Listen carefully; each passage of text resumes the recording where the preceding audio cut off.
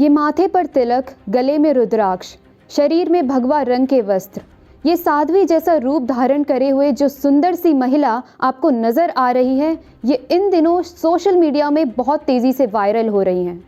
दरअसल इनका नाम है हर्षा रिछारिया, जो उत्तराखंड की रहने वाली हैं। 30 वर्षीय हर्षा महाकुंभ के पहले दिन से ही अपने लुक्स को लेके काफ़ी प्रसिद्ध हो गई थी। उनको सबसे सुंदर साध्वी कहकर भी लोग बुला रहे थे। आपको बता दें कि हर्षा एक मॉडल और एंकर हैं जो खुद को निरंजनी अखाड़े के आचार्य महामंडलेश्वर स्वामी कैलाशानंद गिरी की शिष्या बताती हैं।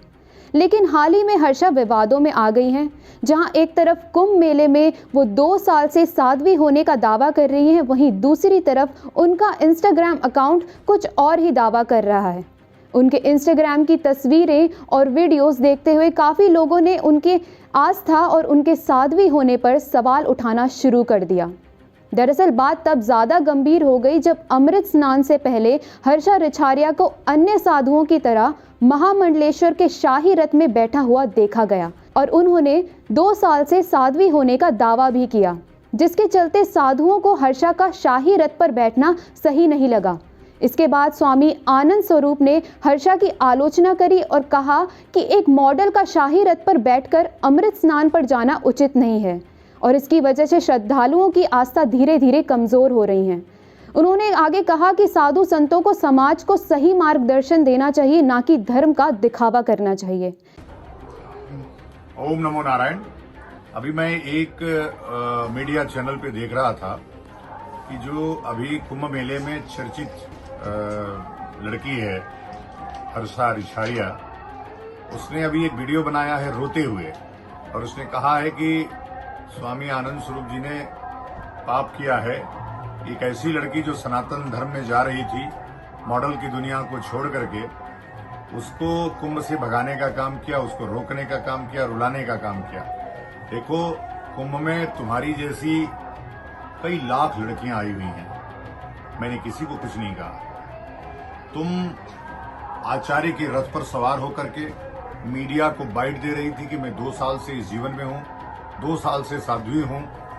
जब मैं असलियत को जाना तो तुमको रोकना मेरा कर्तव्य है और तुमसे कोई मेरा, जैसे सभी बहनों से मेरा लगाव है, मेरा प्रेम है, तुमसे भी मेरा लगाव उतना ही है और तुमको मैंने ये सही रास्ता दिखाया है। तुमको इस पे बुरा मानने की आवश्यकता नहीं है, लेकिन फिर भी तुमको बुरा लगा तो बुरा लगने दो। और मैं ऐसे काम और भी कोई करेगा तो उसके साथ भी करूंगा, ये पक्का है, क्योंकि मेरा कर्तव्य ही है। मैंने इसीलिए काली सेना बनाई है कि धर्म विरुद्ध चलने वाले लोगों को रोकना और टोकना। तो तुम गलत रास्ते पे जा रही थी, इसलिए हमने तुमको रोका। तुम्हारी सारी असलियत बाहर आ गई, जनता के सामने आ गई, तुम्हारे सारे चित्र आ गए। तुम्हारी माँ कह रही है कि तुम्हारे अगले महीने शादी है। हर्षा ने हाल ही में एक वीडियो जारी किया है जिसमें वो रोती हुई नजर आ रही हैं। उन्होंने स्वामी आनंद स्वरूप की आलोचना करी है और लोगों को बताया है कि वो कुंभ छोड़ के जा रही हैं। उन्होंने कहा कि वो बस यहाँ धर्म से जुड़ने आई थी और सनातन को करीब से समझने आई थी, लेकिन लोगों ने उनको इस लायक नहीं छोड़ा कि वो पूरे कुंभ में रुक पाएं। उन्होंने कहा कि यहाँ रहकर मुझे ऐसा फील हो रहा है जैसे मैंने कोई बड़ा गुनाह कर दिया हो, तो इससे बेटर है कि मैं यहाँ से चली जाऊँ। बातों बातों में उन्होंने स्वामी आनंद स्वरूप जी को भी घेरते हुए कहा कि पुण्य का तो नहीं पता, लेकिन जो ये आनंद स्वरूप जी हैं इनको पाप जरूर लगेगा। वहीं स्वामी आनंद स्वरूप ने इसका जवाब देते हुए कहा कि हर्षा रिछारिया गलत रास्ते पर जा रही थी, इसलिए उन्होंने उसे रोका।